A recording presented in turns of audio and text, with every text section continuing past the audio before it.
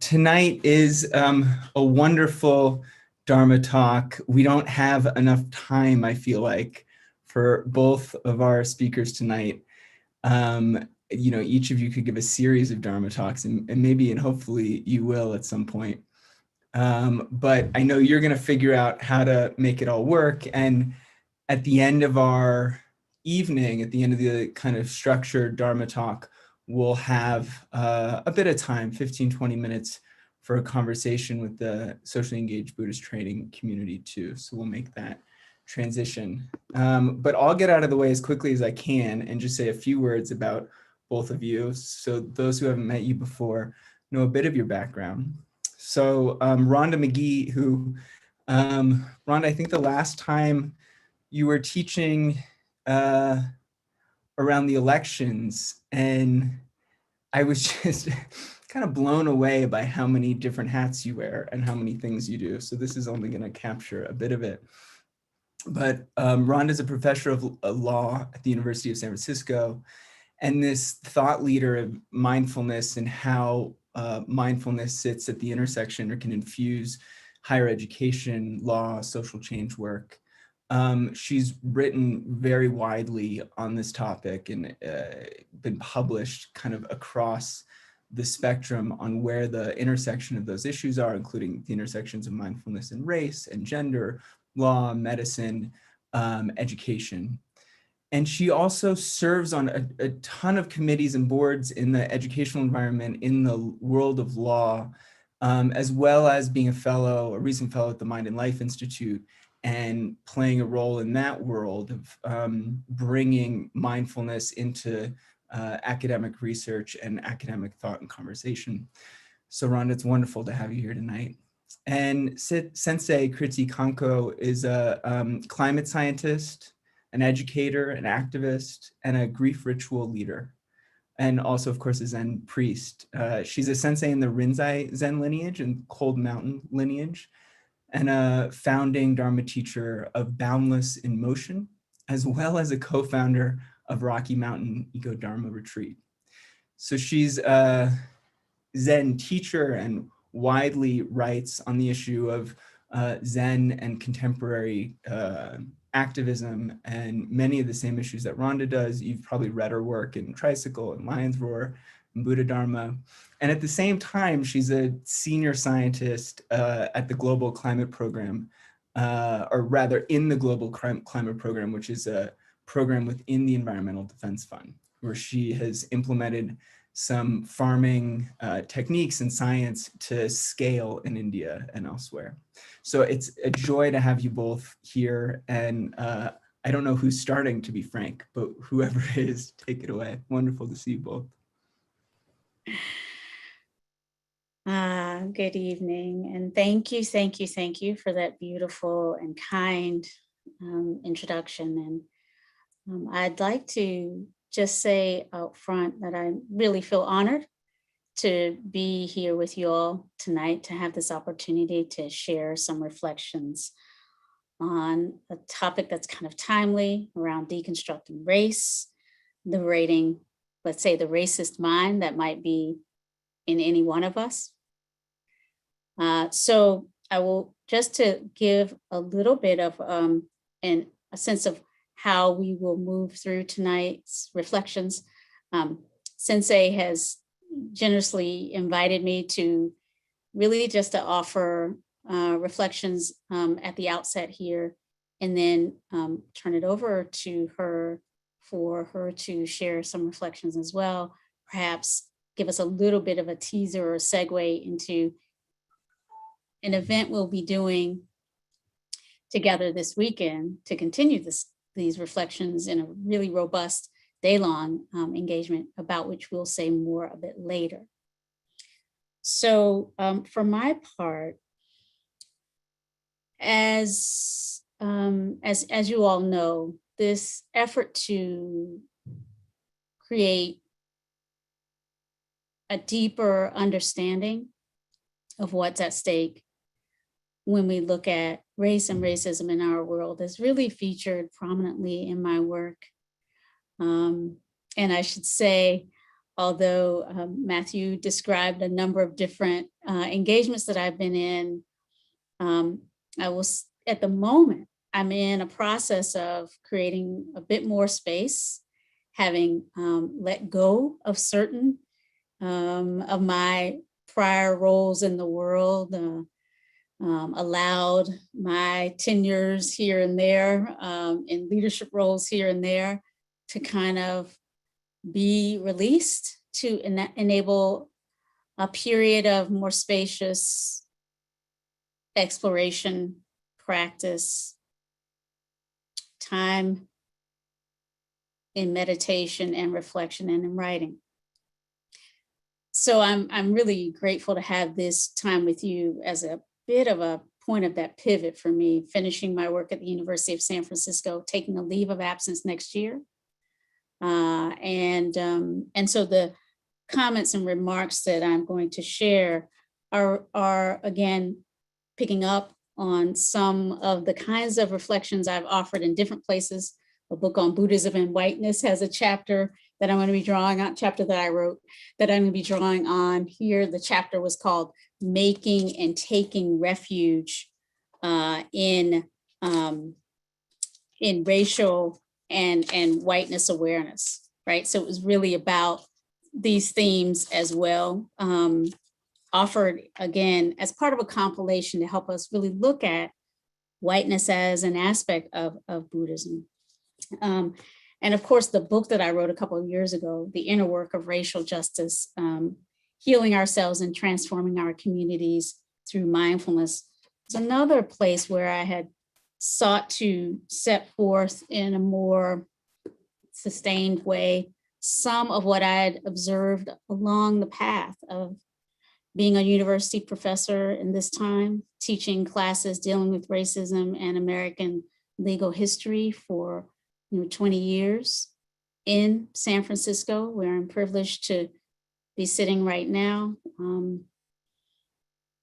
a place where many different cultures come together and have, since the founding here in California, on land that, of course, was not ceded, but was taken by a variety, a very diverse number of indigenous, Native American, Indian tribes. And so the spirit of coming together from different perspectives, humbly offering reflections drawn from my experience, my lived experience in this body, and the particular experience I've had as a professor, but also as a student. I consider myself certainly a lifelong student of our dear Roshi Joan, of Norman Fisher, from a former abbot of the San Francisco Zen Center.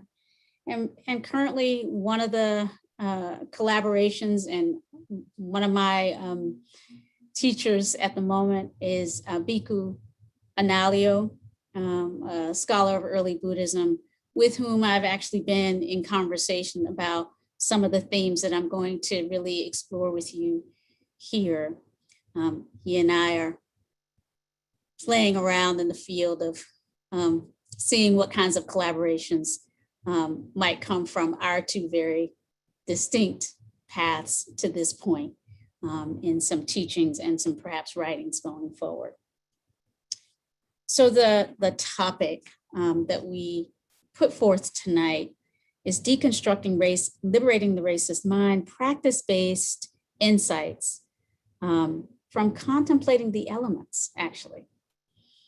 So while there's so many different ways we might, and we all have been, I think, exploring in the recent era, what our experience in the world has taught us about some of the ways that race and racism show up as painful examples of what we might call suffering, we might call distress, attachment, confusion, ignorance, aversion, right? There are many ways that we can just sort of look at what we are learning, what we are seeing in the world around race and racism, and explore how our deep teachings and practices, how the teachings of the Buddha that we've been privileged to explore and to be students of, to be learning and to be sharing, how it is that they help us understand a little bit more about the harm that racism does and our way in that, our experience of that, what we know about it, that we often haven't been given a lot of space and support for unpacking and sharing with each other and consciously disrupting. And so a lot of what I've been seeking to do is, in my first drawing on my own experience, really, becoming more present to how race and racism have shown up in my own experience, do show up in my own experience, are part of what can cause suffering for me, right? Part of what I can find myself feeling emotionally reactive to, right? Things that I might experience myself personally in interactions with others, or reactions I have when I'm faced with the news or something coming up, some new revelation. Just this last few weeks, we've been, as a culture, exposed to new histories around Tulsa race massacre, right, of 1921. So the 100th anniversary of that coming right just before the first commemoration of Juneteenth, right, which a new holiday in the United States.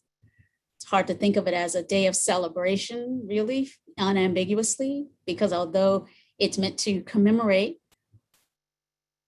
the time at which, the date at which the last group of enslaved human beings in Galveston, Texas, learned about the emancipation and the ending of the Civil War and the freedom, the Jubilee, as it was called, the hope for Jubilee, and then Jubilee. This was the name that the enslaved African Americans, Black folk, gave to what would come after slavery. And so Juneteenth has been this point, this inflection point in our culture for us to be learning a little bit more about history we often didn't know, like the Tulsa Race Massacre. But also in the current last couple of weeks, many of us have been learning a little bit more about painful indigenous histories, right? The histories of the boarding schools, somewhat euphemistically named an institution in Canada and in the United States for really the forced assimilation, the deculturalization, the, in some ways, sustained cultural dominance and terrorism of Indigenous people in the United States and in Canada, First Nations peoples. That, again, when we think of as boarding schools, we sort of think, well, maybe it was a pleasant place people went to learn, but we now know, and if we're willing to see it, we can see that they were much more than that, and they were really places of deep harm. And so our culture is built on all of this. We know some of this history. We are called upon, and I think in this time, to more courageously turn toward rather than away from what there is to know about the history that shaped our current circumstances. But also, we're called upon to sit with each other with more courage and more, let's call it stamina or capacity to be with some of these painful legacies, to be with the experiences that we have around race and racism, and to, I hope, together create some liberating way of being that can only come from turning toward and going through together. We've seen what turning away from and going around together has netted us as a society.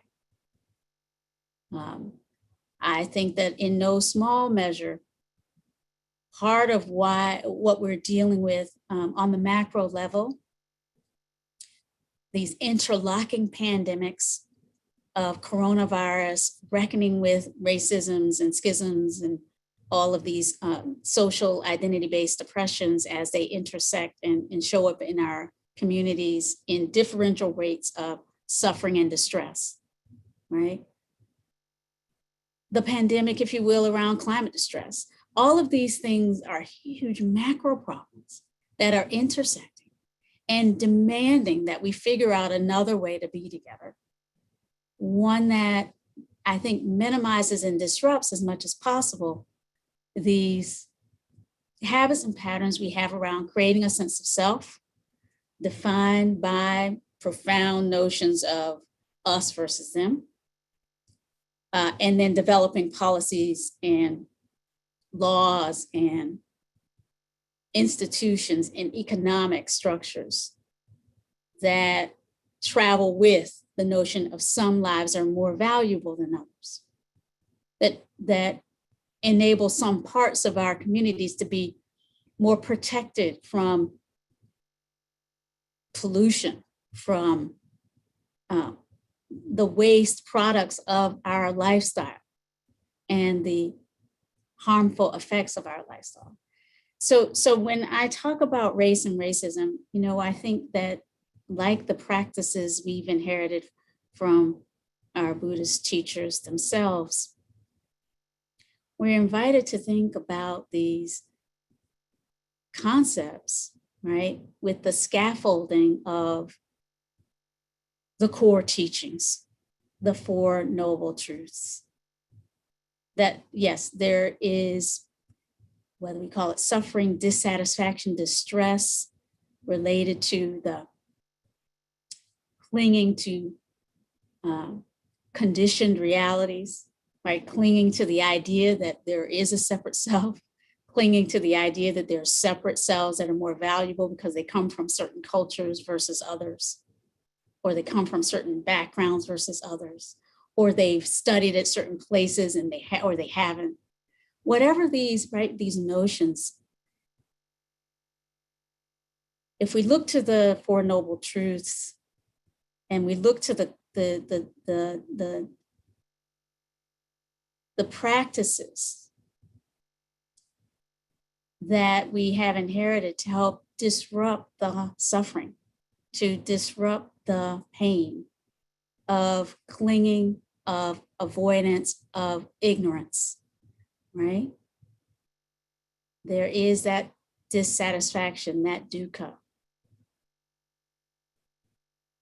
There are causes of it, the root poisons. What are the causes of the dukkha of racial suffering, you might say? What is that?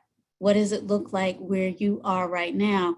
And how do we know? How can we taste? How can we really, through our practices, disrupt some of that suffering, some of that dissatisfaction and the unskillful ways we relate to it, including pushing away information about it? Haven't we heard it enough?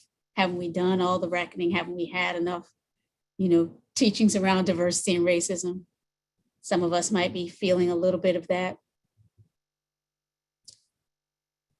Or maybe it's just overwhelm, right? What are the different ways that we react to this latest piece of information? Oh, now we are being called to look again at the harms of our history of genocidal practices against Indigenous people. How do we react? How are we tempted to react when invited into conversations and engagements that seek to repair, right? Seek to invite us into considering how to act with wisdom in response to what we now know. So there is suffering, there are root causes of it, there is a path to liberation, right? To disrupting the suffering. Tradition calls that path the Eightfold Path. And within that, mindfulness, right mindfulness, right awareness, it's just one element, one aspect, right, of an entire kind of ethically grounded path that we know to be let's say, the prescription for liberating and healing these aspects of our experience that lead to distress and suffering, including the aspects that are around race and racism. And so I just want to share that one of the aspects of all of this that I've been diving into a little bit more with the support of my friend and teacher, Analio, looking at, some of the early teachings, the early Buddhist teachings on the establishments of mindfulness, including mindfulness of the body, right? And really allowing a deeper dive on looking at how it is that, first of all, we can see some of the attachments to ideas and notions we have about the body as being really at the root of race and racism, right? Attachment to certain bodies, our own body as having a certain kind of value and a certain kind of something that if we are willing to look, we can see that some of the ways we hold our own bodies, our own racial identities, and the identities of others based on race has some content that we've imbibed because we live and have been trained in racist systems and cultures. Some content around, how I am relative to others and how people like me, what they deserve and where they belong and where others don't. So othering and belonging patterns, of course, we've all imbibed these. And so certainly attachment to notions of this body being somehow precious and valuable, and maybe more precious because I have lighter skin, let's say. There's something called colorism that runs amongst people of color that is, touches and concerns white supremacy. It's sort of a kind of an analog to it that's embedded within communities of color often, and it shows up differently in different places. So the real inquiry is always, how is it showing up for each of us? And if we are of color, how is some internalized racism, internalized notions of colorism and hierarchies of value, all of us in some way have been touched by this. And so how do we first unpack some of the ways we are going around deluded, somehow kind of unaware of our own embeddedness and attachment, some subtle ways we might be clinging to a sense of self that's somehow puffed up, somehow got a little bit of conceit that has to do with some notion of our embodiment as being a little bit better, a little bit more beautiful, a little bit more normal. So inviting, really looking at how we form a sense of self and how we might disrupt that. And this is where reflection on the elements might come in. And by the way, for me, mindfulness, if I'm really, in my own experience, there's always some potential for joy in the practice. Even in the practice that's about exploring race and racism more carefully. There's got to be some access to a kind of deeper knowing that kind of disrupts some of the conventional wisdoms. And certainly, and I've written about it in different places, some of the ways that, for example, the right view of who we really are beyond all of these notions of cisgender, Black body, female, born in Southern segregated United States. Yes, that is a kind of a part of who I am, right? I do have this identity in the world, but is that who I am really fully? So in my practice these days, practicing on awareness of the body and mindfulness of the body and reflecting on the elements, right? Water, fire, earth, and wind. And really practicing body scans and practicing in ways that remind me that fundamentally, I, just like you, am made up of these elements that are the constituent parts of everything that lives on the planet. So whenever I'm tempted to get stuck, and we know that one of the early teachings of the Buddha about how we navigate the floods, and the floods are the samsara, the confusion of our time. We navigate it by not straining and not getting stuck, right? The middle way. And for me, that middle way is a kind of studying some history, learning about this painful new history or new example of something I need to know about racism in the world, but not getting stuck, opening up and seeing here too are the elements. I'm going to read this poem from my book, and then I'm going to turn it over to Kritee for her reflections here. She had agreed to let me spend a little bit more time. For those of you who are wondering, is this fair? We had this agreement. So I'm going to just read this poem. If the path could speak, beneath these words rests the awareness of generations and of generations and of the generations that have come before. The awareness that each one of us is a vital part of the earth that we call home, is of the rain, the wind, the fire, the air, and so inherently belongs.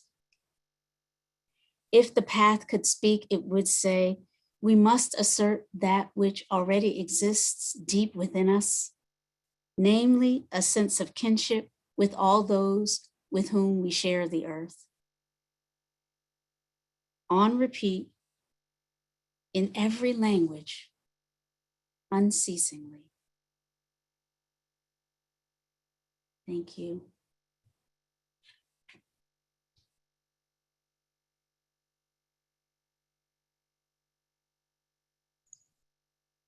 Thank you so much, Rhonda. That was beautiful. I personally wished you would go on. I have heard myself speak many times over.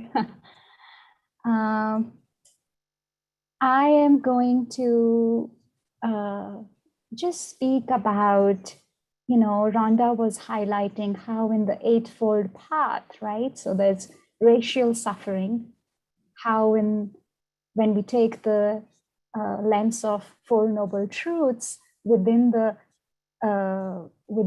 there is eightfold path, and then there is mindfulness, and how mindfulness can help us deconstruct our racial mind, right? Racist mind, racial mind. And I'm going to speak about the same thing, maybe use slightly different terminology that I have come to love, which is speaking in terms of these things in terms of trauma, right? So the racist mind, or the mind of the oppressed, the way I like to speak about these days is the mind of fight, flight, or freeze, right? The oppressed mind, I'm generalizing it for now, let's say goes into freeze. I don't know if I belong. I don't know if I should speak up.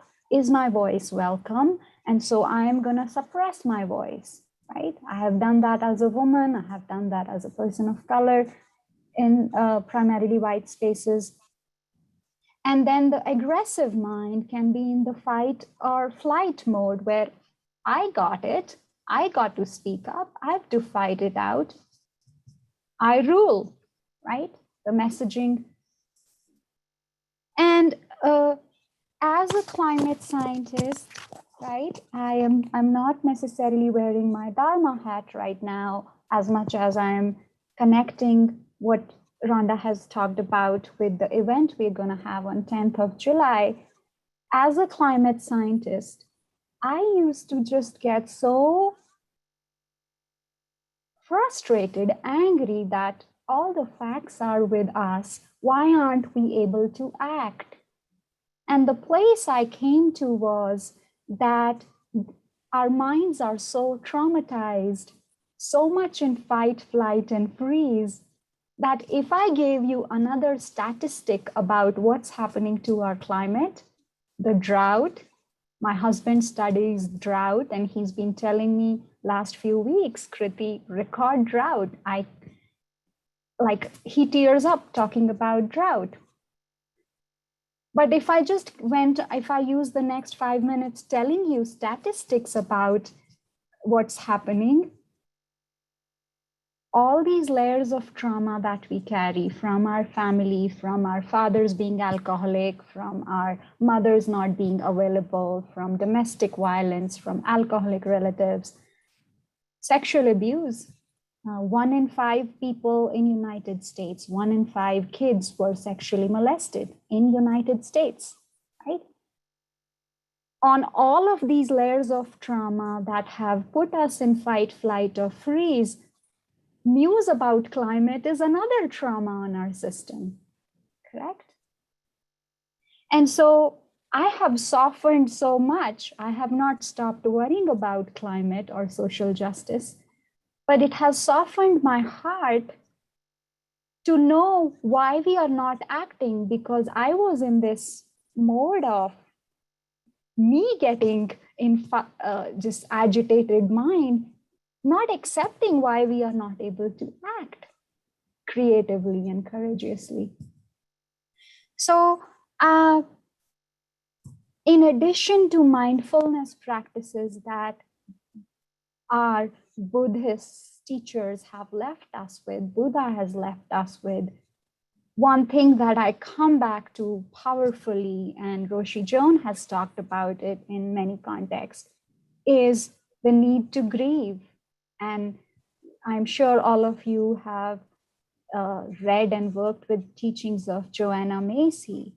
I just think that we need to lift up that work of needing to express our despair, right? The truth, our pain for the world, our pain for the world, our pain for what has happened to us, our race, our culture. So crucial. Cannot emphasize that enough. And I have also become a huge fan of doing that work in small groups. There is a power in doing grief work in large communities where there are sometimes 50 people, 100 people, 30 people, and doing these powerful rituals of expressing layers of these trauma that I just talked about. And I think that should not substitute the work of sharing our burdens, kind of unloading what we are going through in presence of loving friends. I call that magic number 5 to 8. If we really want to be creative, if we really want to go powerfully forward, just like we need Sangha to do retreats, sessions, zazenkais, just like to jog, we need it's always more joyous and powerful when we do it with others. Doing vulnerable work of tapping into our grief, expressing it, and composting our grief requires a loving container and consistent container, ongoing container. I'm going to be accountable to you when I am suppressing my grief, right? I'll end with the little story. Some of you might know that my beloved land, India, went through enormous crisis in late April, May, June, right?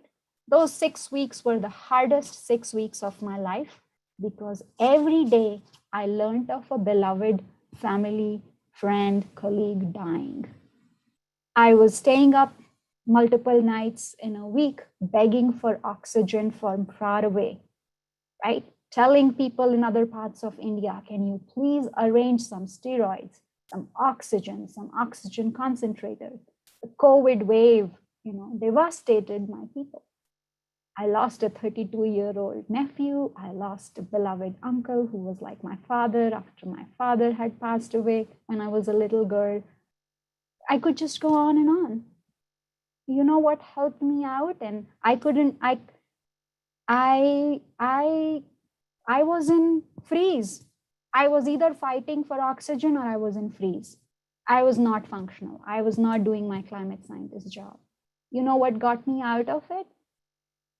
You would imagine as a Zen teacher, I would say meditation. That wasn't it, friends. That wasn't it.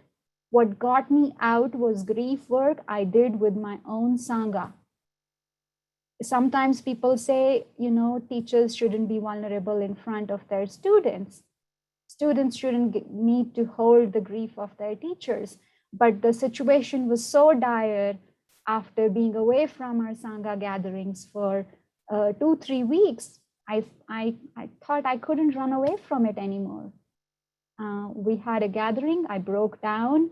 And when the intensity of the COVID wave in India lessened, our Sangha organized a grief circle and we invited everyone who cared about India. And we did it consistently again and again. That's what reset my nervous system out of fight, flight, and freeze. So I'm going to end by saying that, and we will explore this more deeply on 10th of July. I hope many of you can join us. All of this drive that we feel to work for peace and justice in the political realm, right? Not just in our personal lives. For that to happen, I feel very clear that we have to do our own grief work, vulnerability work, be authentic in our relationships. This working authentically on these problems, courageously in these problems, which are not going to go away. With every passing year, the climate crisis is going to deepen and we're going to see catastrophe after catastrophe. It might not be pandemic, but it will be fires and droughts and floods.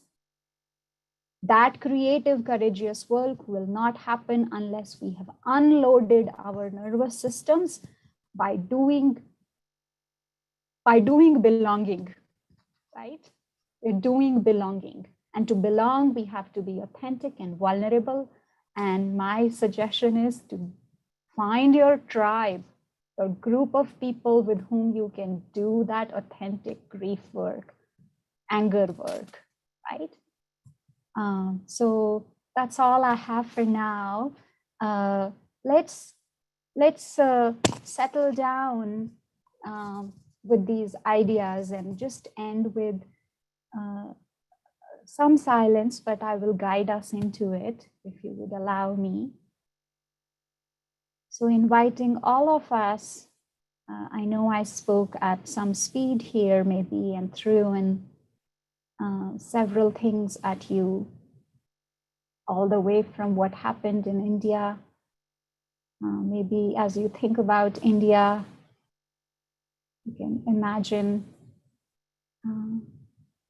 your care going out to my people.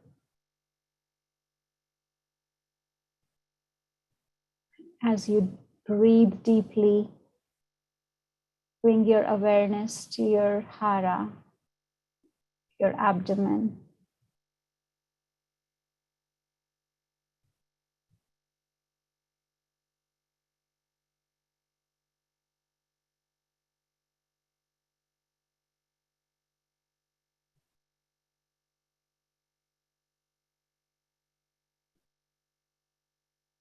Maybe there are thoughts and emotions and sensations that have gotten unlocked from what Rhonda and I shared. Those images, not suppressing them, but just asking them to stay on the side, coming back to the ground of our being.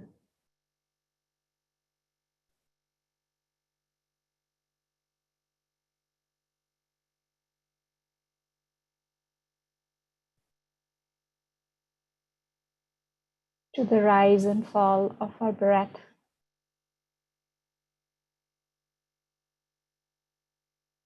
If nothing else, I find that we can focus on the sound of our out breath.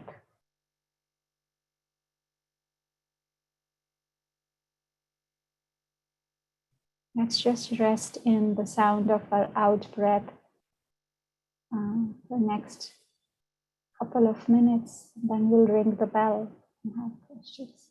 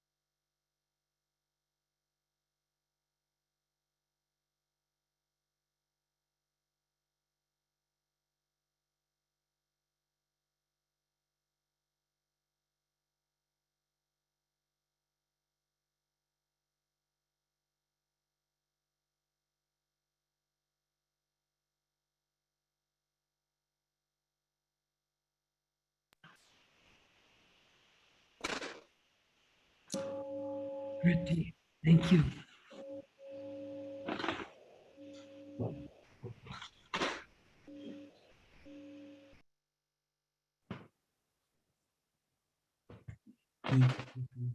Thank you, Rhonda. We're going to conclude the kind of formal Dharma talk. And those of you who are joining us on YouTube, thank you for being here. Good to see you here this week. We'll see you next week. Norman Fisher will be joining us next week in the evening.